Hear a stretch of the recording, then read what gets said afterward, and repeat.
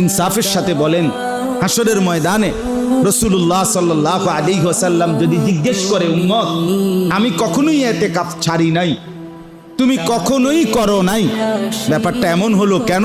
কি জবাব দিবে?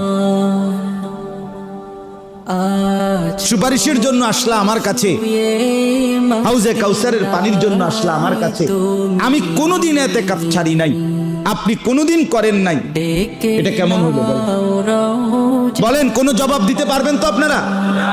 বলেন পারবেন?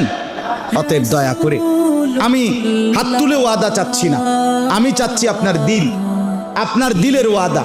আপনি চেষ্টা করেন এই বছরেই, এই আগামীকালকেই হিম্মত করে ইতিকাফ করা যায় কিনা। যদি কোনো একান্ত কারণে না পারেন তো একেবারে দিল থেকে মানসিকভাবে প্রস্তুতি নেন যে আমি ইনশাআল্লাহ এবারেই চেষ্টা করব, নয়তো আগামী